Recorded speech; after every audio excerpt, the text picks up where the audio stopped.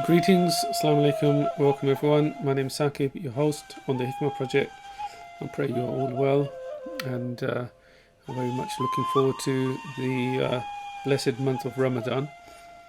Inshallah, this coming month we will be starting a Ramadan circle on Ibn Arabi's Mysteries of Fasting with Sheikh Usama Hasan, and we'll be reading the chapter from the Futuhat, and that's every Sundays. There's more details on the website. And we may also have a mystical Quran reading circle with Ibn Arabi, in which we take the mystical commentary and share verses and commentary which haven't been translated before, and also have a regular dhikr circle. So do get in touch if that interests you. As ever, your contributions and donations are very much appreciated. It helps us develop programs and initiatives, and gives us the scope to then grow. So if you click on access on the website, there are links for monthly or one-off contributions which you can make. This month, just to give you the heads up, I'm inshallah also speaking to Dr. Fawzia, who is a Sufi teacher and the daughter-in-law of Sidi Muhammad Jamal, and God willing I'll have a podcast with her which I'll publish as soon as I can. She's one of the most creative, humour-filled, wise Sufi teachers that I've met, so I'm very much looking forward to speaking to her. Right, so in today's podcast we will be hearing from Sheikh Usama Hasan. I initially met Sheikh Usama some years ago. I bumped into him in a park, and around that time I'd been reading his fatwa on fasting, and I remember there was a debate around how many hours you should fast in the summer period.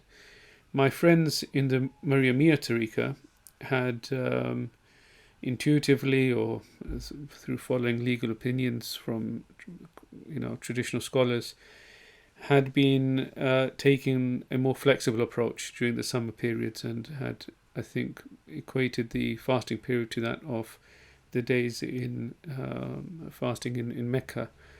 And so they were taking that approach, and I was looking into the various opinions. So I came across his fatwa in terms of your health and having a balanced approach to Ramadan in times when it goes beyond the fasting period, can extend beyond the 16-hour period. And so I bumped into him and we had a conversation, and to my surprise, he was actually quite steeped into Ibn Arabi, and he is somebody who reads the Futuhat al-Makkiyya in Arabic very regularly, and feels he hasn't come across a text like this. And I was quite fascinated by his being a trained imam,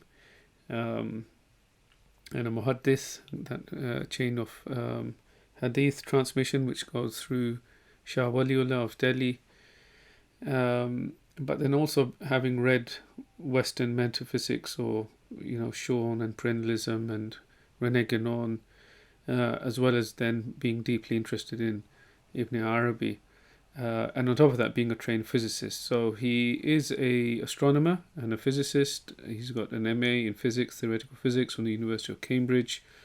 Some of his teachers include the late Professor Stephen Hawkins, and there's more details on the website about his very academic, interesting background, alhamdulillah. So today he'll be reading from, I think it's chapter 66 from the Futuhat, on the Purification of the Gnostics, and it's the poem that he'll be reading to us which actually starts the chapter off, and this sort of sets the scene for the chapter on fasting course that we'll be running with him. From the Sheikh al-Akbar Ibn Arabi's perspective, he has this whole section on the Sharia that contains this inner sort of mysteries or secrets. And so, as we see with Ibn Arabi, he doesn't make a distinctive distinction between the outer and inner, but they interdependent, and legal opinions law, grammar, metaphysics are all seamlessly integrated in the Akbarian perspective. And so Sheikh Usama has a reading on the, which you can argue is actually a summary of the chapter in poetical form on the purification. I believe the follow-on chapters, once I think it's about 80 pages on purification, and then after that there's various sections on Salah and fasting and Hajj and the various other pillars of Islam, which Ibn Arabi then goes on to discuss. He has a much more mystical, I would say, perspective than Imam al-Ghazali's Ihya al-Ulumuddin, which obviously was a phenomenal piece of work, which has inspired people till this day, in terms of seeing the inner path of the tasawwuf as being an integral part of the deen, not just 1/3 of it in terms of the dimension of ihsan, but actually one that encompasses every dimension. So with Sheikh al-Akbar, I think he just goes into it a lot more deeply and takes it to a completely different level, and finds the highest metaphysical and esoteric meaning in the smallest of things, from the fluctuations in grammatical syntax to the root words to legal opinions. It's quite fascinating. So without further ado, here's a podcast. Assalamu alaikum, Sidi. Alaikum assalam wa rahmatullahi wa barakatuh. Welcome to the Hikmah Project. So wonderful to finally have you with us. Thank you. Alhamdulillah, I'm honored to be here. Alhamdulillah. So, Sidi, I believe today we plan to delve into Sheikh al-Akbar's perspective on the inner dimensions of the Sharia. So where do we start, and what do you suggest we start with and talk about? All right, Bismillah ar-Rahman ar-Rahim. So, as you mentioned, and as one writer says, that this is one of the most extraordinary pieces of writing, actually, in any mystical literature anywhere, but certainly within the Islamic tradition, is Shaykh al-Akbar's Futuhat al-Makkiyah,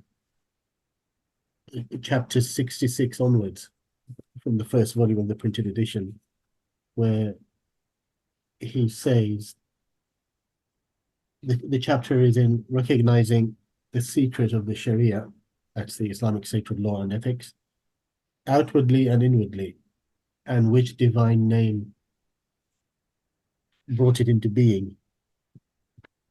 And so he starts with an introduction about the importance and nature of the Sharia, the sacred law and ethics, and then he delves into the Sharia in a very traditional way in terms of the arrangement, which you see in all of the books of Hadith and Fiqh, meaning that he begins with the brief section on the Shahadatain, the first pillar of Islam, the declaration of faith, and then very detailed chapter beginning as traditionally with purification, because that is required for the next pillar of Islam, which is prayer.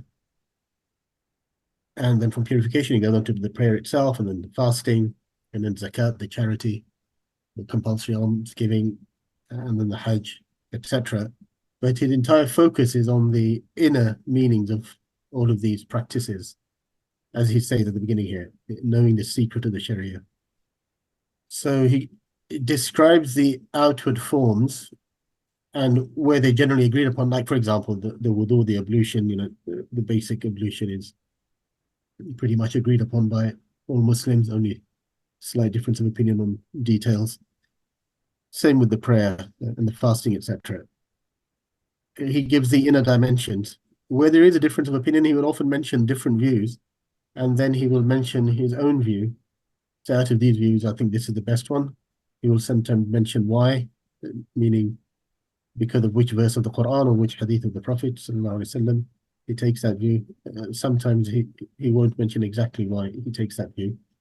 And by the way, this proves that he did not stick to a particular madhab. He was an independent mujtahid, so he was able to independently prefer different rulings depending on going back to the basics in terms of the basic evidence of the Quran and the Hadith.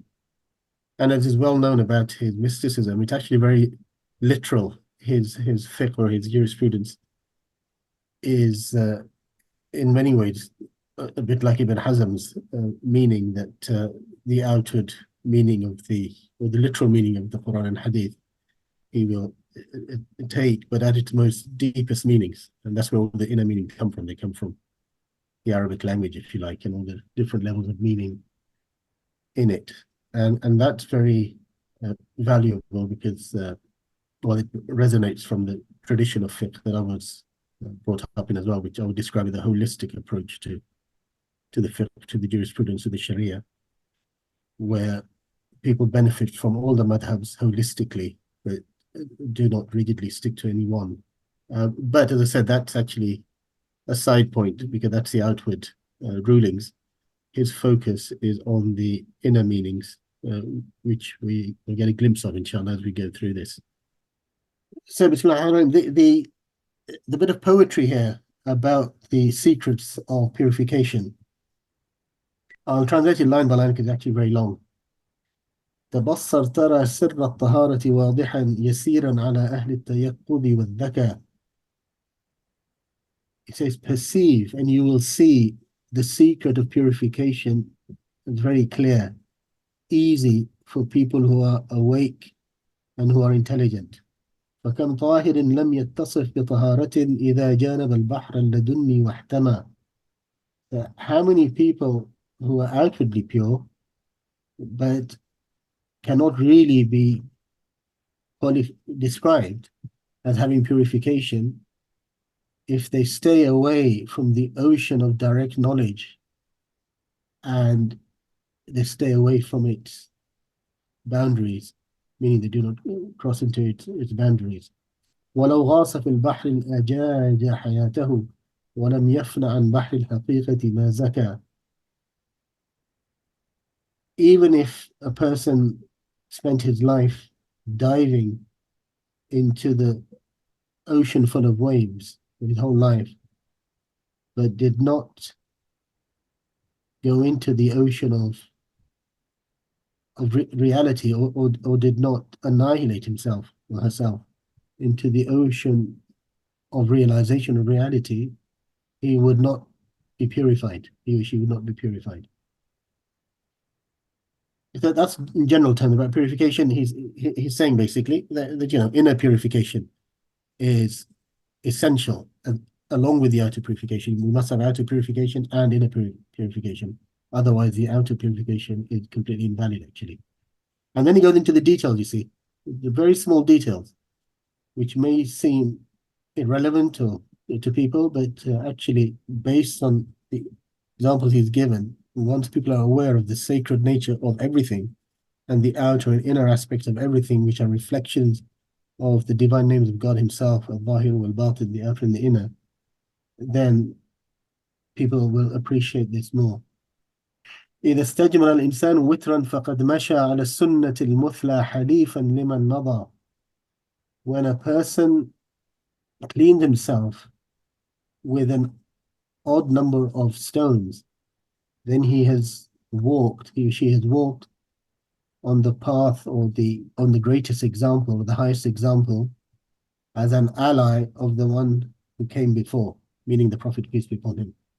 Here's referring to the famous teaching that when people go to answer the call of nature, go to the toilet, they should purify themselves with water. If water is not available, then to use stones and an odd number of stones. And in our day, you could say that, of course, Muslims use water, but if a person using toilet paper, the analogy would be to say, use an odd number of pieces of toilet paper. That's like a small detail, but that's the way of keeping up the tradition. And we'll see the next line why it has a significance, it has a symbolism, I think what we should say. فإن شفع استجماره عاد خاسرا وفارق من يهواه من باطن الردى. That if he or she uses an even number of stones, then he returned as somebody in loss and has separated from the person he loves, meaning the Prophet, peace be upon him. And here you have the symbolism of the even and the odd. the prayer in total is an odd number of rakats.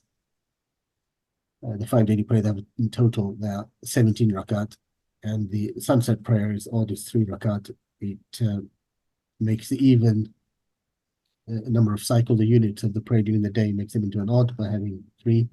And then at night, the night prayer, the voluntary prayer, obligatory and voluntary prayer, is in 2, so 4 and then 2, 2, 2, etc. And then you have the witr prayer, the odd prayer, to make it 1, and so to make it odd. And that is all to do with the symbolism of the even and the odd, which is mentioned in Surah Al-Fajr, with Shaf'i wal Watr. God swears by the even and the odd, which, as mathematicians will know, is it's fundamentally a digital divided digital concept. But anyway, the point is that the even in the world, it reminds us of duality, because creation, God says, of everything we have created things in pairs, so that you may reflect. فَفِرُّوا إِلَى اللَّهِ, so flee to God. That's in the end of Surah Al-Dhariyat. And so the odd number of rakat in witr is an important reminder of the oneness of God, and to get away from the duality and the complementarity of creation, where everything is created in pairs, with that oneness. But as we see from this teaching referred to in this hadith, in this poetry, it refers to the hadith which says use an odd number of stones, just to keep that symbolism. Okay. وإن غسل الكفين وترا ولم يزل بخيلا بما يهوى على فطرة الأولى فما غسلت كف خضيب ومعصم إذا لم يلح سيف التوكل منتضى. If a person only washes their hand once, then they are being stingy regarding what is the preferred way to do things. In other words, here he's referring to, he explains elsewhere, that it is well known from the Sunnah of the Prophet ﷺ, that when you do wudu, the minimum is to wash everything once. And if you wish, you can do twice, but the preferred way is to do it 3 times. Once is the bare minimum, especially if you have shortage of water or you're seriously pressed for time, etc. But he does say here that, he's implying that the best is to do 3 times, which is an odd number, and that if you only do it once, especially when you have the time and you have the water to do so, then actually you're showing a bit of spiritual stinginess.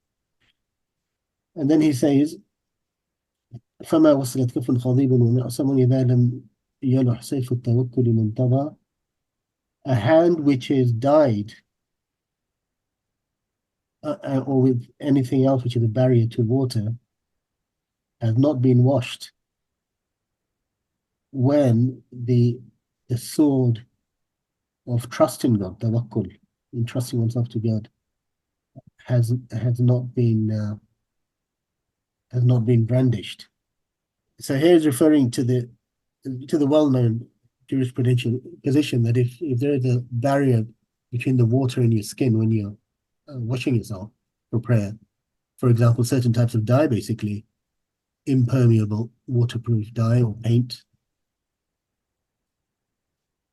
then you haven't washed your hands properly. But he's actually saying that washing the hands properly is the inner symbolism, the inner meaning is trusting in God. It's almost like he's saying, wash your hands of this world. When you wash your hands, you're washing your hands of this world and the causes of duality, and you're relying totally on God. So washing your hand is reminding us of tawakkal on Allah, which is literally in trusting oneself to God and making God your wakil, your agent. That you just leave everything to God and make God your agent, because then God does things on your behalf and you don't have to worry about it. And that's really important. It's something as simple as washing your hand, or Shaykh al-Akbar, is a powerful reminder of trusting in God. And he continued in that vein, إذا صح غسل الوجه صح حياؤه وصح له رفع الستور متى يشاء. If you wash your face correctly, then your shame and modesty is correct. And also is correct for you is the lifting of the curtains or veils whenever you wish. So this is in addition to what the Prophet ﷺ said, is washing your face cleanses the sins of the eyes.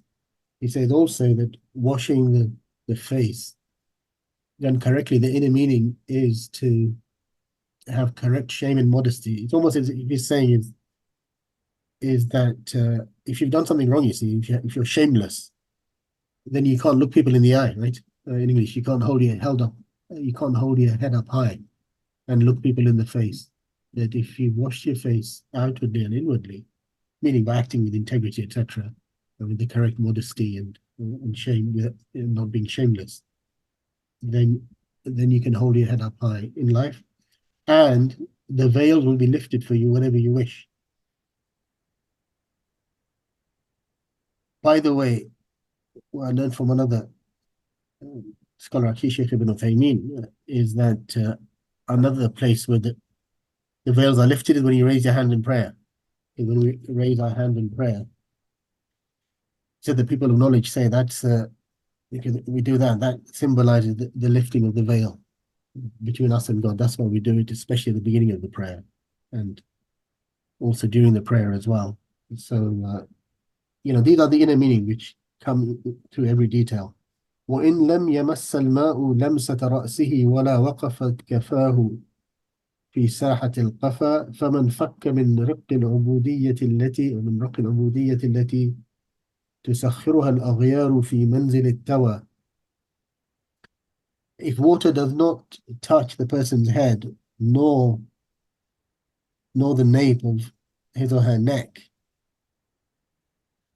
then that person has not released himself from the chains of slavery, which is astonishing teaching as well, actually.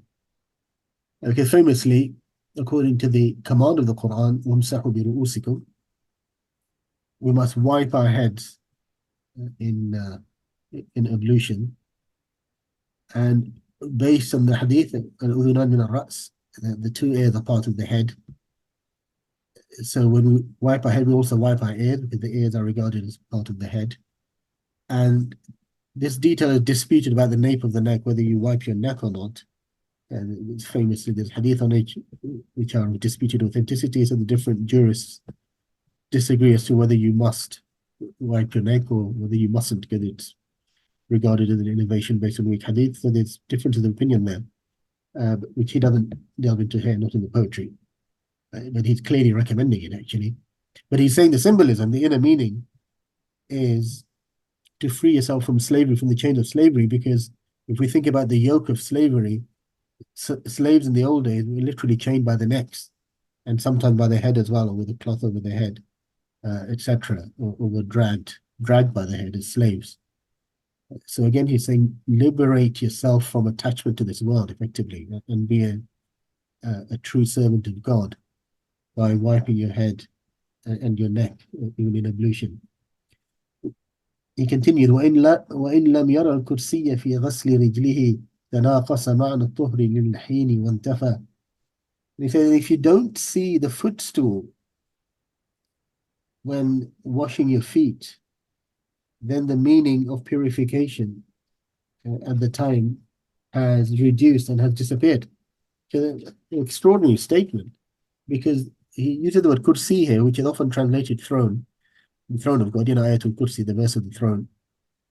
But technically in the Quran, there's two words for the throne. There's al-arsh, which is in Arabic the more usual word for the throne of kings and queens, for example. There's also a kursi, which literally means a chair or a seat, and it can be used for the throne.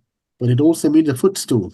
So we see that in the commentary of the verse of the of Ayatul Kursi. And one of the meaning of kursi is actually not the throne, but the footstool. So the kings and queens would have a throne and would also have a footstool to rest their feet on. And here he relates that meaning of the footstool to washing the feet. It's as if he's saying that this is God's earth that we're walking on. So wash your feet, have your feet pure. And of course, don't use your feet to do something wrong or evil or sinful.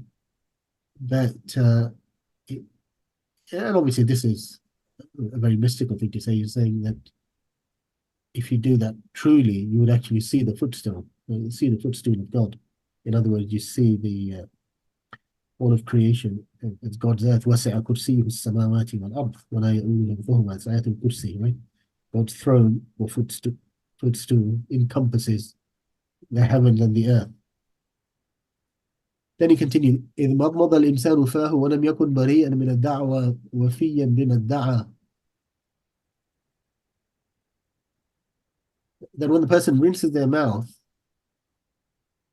but is not free of false claims, or being somebody who fulfills what they claim. Meaning he's saying is rinsing your mouth is useless if you're used to speaking lies and falsehood. So in other words, rinsing the mouth is especially basically the tongue, is cleansing yourself of the sins of the tongue, which is speaking falsehood, just being horrible with the tongue, or also being false witness, lacking honesty and integrity, etc. Then he says, ومستنشق ما شم الريح اتصاله ومستنشق ما شم الريح اتصاله ومستنثر أودى به كبره الردى. Now, when a person inhales the water into their nostrils, then they are smelling the smell of their connection with God. Because water symbolizes being and spirituality and faith, effectively, and the life, the spiritual life. As God said, وَجَعَلْنَا مِنَ الْمَاءِ كُلَّ شَيْءٍ حَيٍّ. We made everything living out of water. So water symbolizes being and spirituality and life, spiritual life. So it's just literally something as simple as that. Inhaling water into your nostril is smelling your connection with God, actually, because smelling is a connection with whatever you smell. And the ultimate connection is that with God. And when you snort it out, or when you breathe that water out, he says, then you get rid of your pride and arrogance, which is very demeaning, which is again extraordinary, because when you breathe the water out as part of purification, that people will often use their nostrils to snort, to breathe out in a way of pride or arrogance. Literally, people snort out of pride and arrogance. And he's saying here that bring that water out because it is water which is sacred and symbolizes spirituality, being, and faith, is that's keeping you away from pride. سماخاه ما تنفك تطهر إن صغى إلى أحسن الأقوال واكتفى. Now he talks about the air holes. Simach is the hole of your ear, the canal of your ear. He said, you wipe your ears, you clean the ears inwardly and outwardly, actually, the inside and the outside as well. Which, by the way, in English culture, it is often said that, little boys and girls, they're dirty if they don't wash behind the ears. Washing behind the ears is something really important in traditional English culture. But by the grace of God, in the Muslim tradition, that's taught from a very young age. You always clean the inside and the outside, you wash behind the ears, or certainly wipe behind the ears. But anyway, he's saying your ear is not being purified if unless you're listening to the best of speech and sufficing with that. Meaning, don't listen to vain speech, idle talk, evil talk, which is talking evil about other people or plotting words of evil and using bad words, basically bad speech. But listen only to good speech. That is a symbolism of wiping the ears. And he says, وَإِنْ لَبِسَ الْجُرْمُوقَ وَهُوَ مُسَافِرٌ عَلَى طُهْرِهِ يَمْسَحُ وَفِي سِرِّهِ خَفَى. And if the person is wearing leather socks and is traveling after purifying themselves, then he's allowed to wipe, he or she is allowed to wipe the socks. This is well known for wearing socks, especially leather socks, is that a person is allowed to wipe the feet and not wash them. That's in Sunni jurisprudence, we have to say, because in Shia jurisprudence, it is one only has to wipe the feet anyway. You don't wash the feet, and this is a completely valid difference of opinion based on different reading of the Quran. In the verse of the Quran, basically, to paraphrase, there's one verse of the Quran really which describe the wudu, the ablution in great detail in Surah Al-Ma'idah, where God says basically when you stand for prayer, wash your hands and face and arms to the elbow, wipe your head, and then your feet to the ankles. So he mentioned washing and wiping, and then he says, then your feet to the ankles. So it's actually ambiguous in a sense as to whether you wash your feet or wipe your feet. And so if it's recited وَأَرْجُلَكُمْ إِلَى الْكَعْبَيْن, that means wash your feet. If you say وَأَرْجُلِكُمْ إِلَى الْكَعْبَيْن, just the difference of the and the difference in one vowel makes a difference between washing and wiping the feet. And in Shia jurisprudence, because that was the reading of the Quran by Sayyidina Ali, Imam Ali radiallahu anhu, it is wiping the feet. And in other reading of the Quran, it is washing the feet. The Sunni tradition has combined the two by saying normally you wash your feet, but if you're wearing socks, especially leather socks, then you can wipe your feet. But up to a maximum of 1 day when you're at home or resident, and up to 3 days when you're traveling.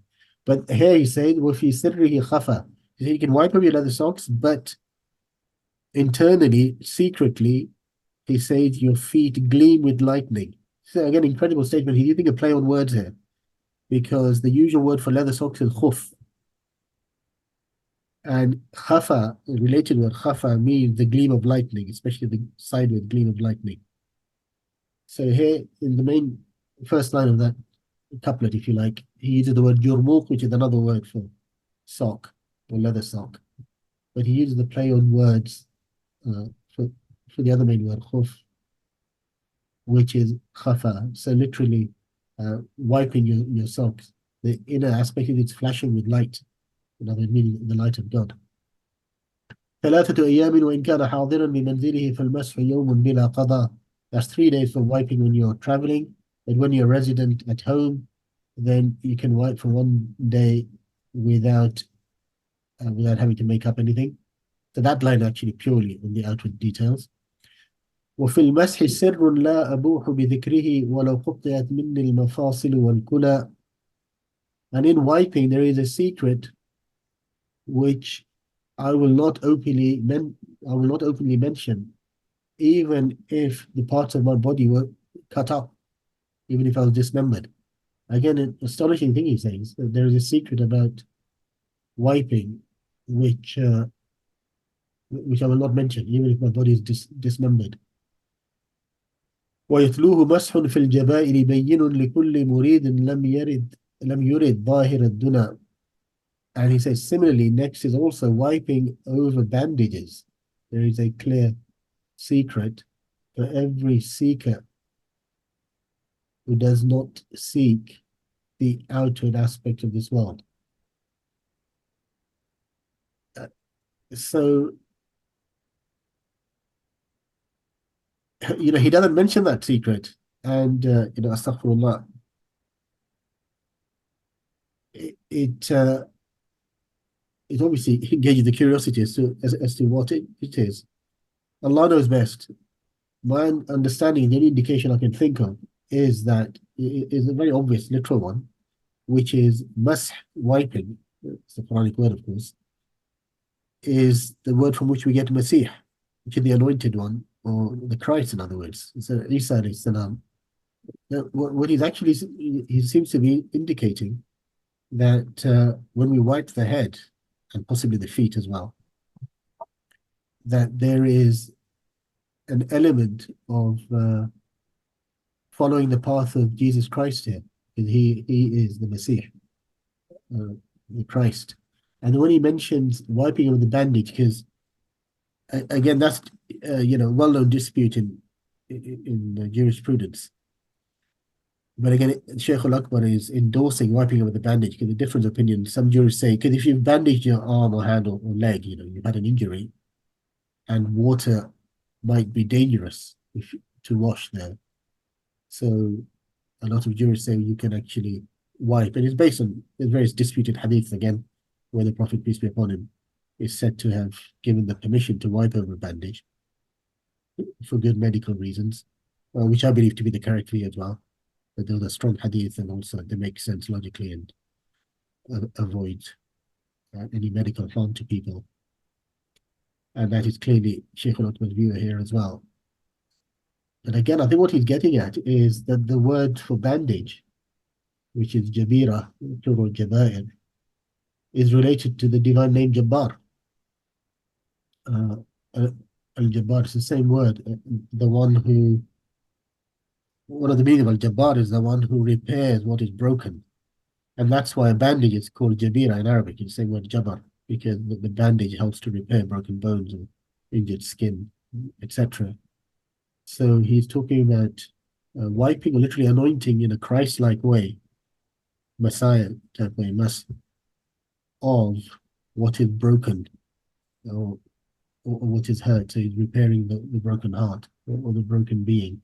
And that is the secret he seems to be referring to. He actually said, I'm not actually going to mention, even if I was cut up, which is reminiscent of what Abu Huraira famously said, that he learned two huge vessels of knowledge from the Prophet, peace be upon him, one which he is very happy to teach, and the other one which he is reluctant to teach, because otherwise he would be killed. And that's a famous teaching amongst the Sufis and mystics. So, astaghfirullah, I seek Allah's forgiveness if I'm not supposed to say that, actually, as to what Sheikh Abu is referring to, because he himself didn't want to hear. Wallahu alam. God knows best. And then just a few more lines. وإن عدم وإن عدم الماء القراح فإنه تيممه يكفيه من طيب الثرى. If the water is non-existent, then he's seeking he's seeking towards the soil of the earth is enough for him, from the pure soil of the earth. That's why tayammum. So famously, if one doesn't have water, or one is sick and is not able to wash oneself according to the Quranic commandment, you use the pure soil of the earth, and you symbolically wipe your hands and face and hands, in that order in the Quran, with pure earth or soil, or stone or brick, whatever is equivalent to the soil of the earth. But the word tayammum itself means to seek something, to head towards something. So anyway, there he doesn't really talk about the inner aspect, unless you could see an inner aspect of tayyib, of because the Quran says وَلَا تَيَمَّمُوا الْخَبِيثَ مِنْهُ تُنْفِقُونَ. In other words, it says, do not make your objective what is filthy and wrong to giving charity out of it. Meaning, when you give charity, give of the best of your wealth, property and money, etc. Don't give the worst of your wealth in charity. That's not good charity. That's a Quranic commandment. Give the best of your wealth in charity. So there is a slight inner meaning there, which is to motivate yourself towards the goodness, the pureness of the soil of the earth. So the pure soil that you use to wipe with is symbolic of purity in all aspects. ويوتره وجها وكفا فإن أبى وصيره شفا فنعم الذي أتى. So you wipe your face and hands or palms an odd number of times with that pure soil of the earth.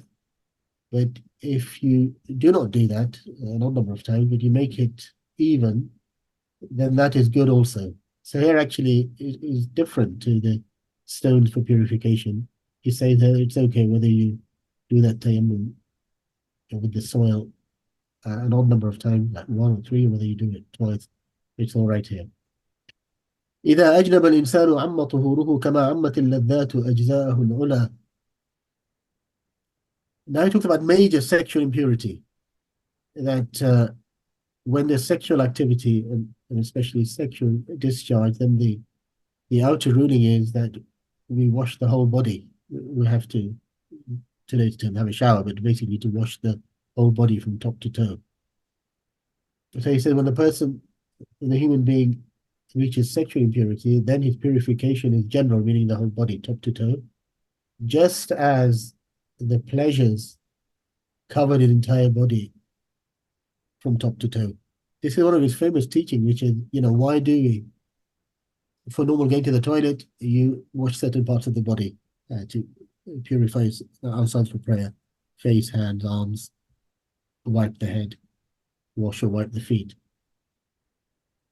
But if there's sexual impurity, why do you have to cover the whole body? Well, Shaykh al-Akbar, as he explains elsewhere, he says that in sexual activity, especially orgasm, he says the entire body takes part in that pleasure. And he said that pleasure is based on enjoying the pleasures of creation of another human being, your sexual partner. And he said that is something good, which of course is sacred, and which God has created in us naturally and has commanded to do in a halal and lawful way. But he said after we enjoy that, and the whole body takes part in that, every fiber of a person's being, if you like, or body enjoys that, then God has ordained us to wash and purify our entire body, outwardly and inwardly, to remind ourselves that now we're standing before God again. We have to detach ourselves from the pleasures and the lusts of creation of our created self, and that is a very, very powerful and deep meaning, which is the Shaykh al-Akbar is very famous for. Here he's put it in political terms. Then he continues, ألم تر أن الله نبه خلقه بإخراجه بين الترائب والمطى فذاك الذي أجنى عليه ظهوره ولو غاب بالذات ذات النزيهة ما جنى. Do you not see that God has reminded his creation that he brought them out from between the back and the loins, basically? And so that is what ripens for him the fruit of his loins. He's saying through his purification, through his or her purification. And if it was not to do that, and it was heedless of the pure self, then that fruit would not ripen. So the fruit is implied here because he uses the word jana and ajna, which means when fruit ripens on the tree. He's basically talking about the fruit of our loins, and is referring to Surah Al-Tariq, يخرج من بين الصلب والترائب, where God says that, look at how we created you. فلينظر الإنسان مما خلق من ماء دافق يخرج من بين الصلب والترائب. Let the human being look to what he or she was created from.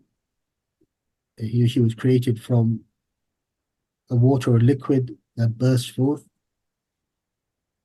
coming out from between the back and the loins. And of course, there's many different interpretations of the details of that, but with our knowledge today, we can say that refers to both the liquid which is ejected from both male and female during sexual intercourse. But that's like the fruit of the loins. What we'd say is the sperm and the egg, for example. But here he's saying that this is spiritual etiquette. If we don't purify ourselves in the correct way, outwardly and inwardly, then the fruit of our loins will not ripen properly. So, in other words, to maintain purity there, and especially purity of our children, or the maximum goodness, is to maintain that spiritual etiquette of washing top to toe. And by the grace of God, then all the fruits of sexual activity begin with a purified nature. Of course, they continue in life in many different ways. فإن نسي الإنسان ركنا فإنه يعيد ويقضي ما تضمن واحتوى. If a person forgets a major pillar of their worship, then they must repeat it and must make up for what was missed. Here is actually talking about prayer, actually. Although it could be applied to the purification as well. When he continues his formal lines, وَإِن لَمْ يَكُنْ رُكْنًا وَعَطَّلَ سُنَّةً فَلَمْ يَأْنَسِ الزُّلْفَى وَمَا بَلَغَ الْمُنَى. If what he or she missed is not a pillar of the practice, but it is a tradition of the Prophet, an example of the Prophet, then that person has not reached the nearest ranks and has not attained the highest desires. So here he's emphasizing, the spirit of the Sharia, of the juridical rulings, where it is well known that the jurists especially are very good at saying, you have all these actions in the wudu and in the prayer, Some of them are rukun, absolute pillars, without which it is invalid and you must do it again, repeat it. Others are uh, completion, the sunnah, the traditions.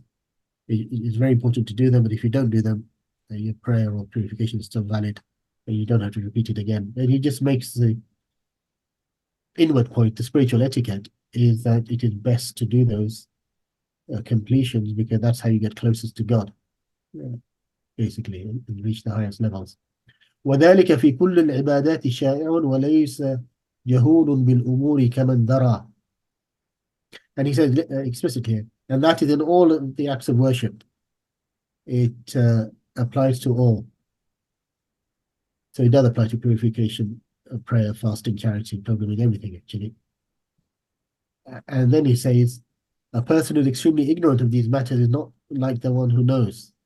Right? So in other words, saying it's important to have knowledge of these matters for the spiritual purification reasons and for effective action in the world as well. فهذا طهور العارفين فإن تكن من أحزابهم تحظى بتقريبه مصطفى. So this is the purification of the Gnostics. He says that. So if you, dear reader, in the singular, are of their number, of their party, then you have attained the portion of coming close to the chosen one, meaning the Prophet, peace be upon him. Right? So he said, the purification of the knowers, of the Gnostics, people who truly know God. In other words, this is the penultimate line of this poem, where he's talked about the inner aspects of so many details, 14 or 15 details of the outward purification. إذا كان هذا ظاهر الأمر فالذي تبارى عن الأبصار أعظم منتشى. He said, and if this is the obvious or apparent aspect of the matter, then the other aspects which are hidden from the sights and the perceptions is even more magnificent in its nature, in its scope. So I'm actually not going to repeat there's 14 or 15 points of inner aspects of the purification there, which are very deeply profound. And he says, if you do that, the outer and the inner aspect, that is the purification of the Gnostics.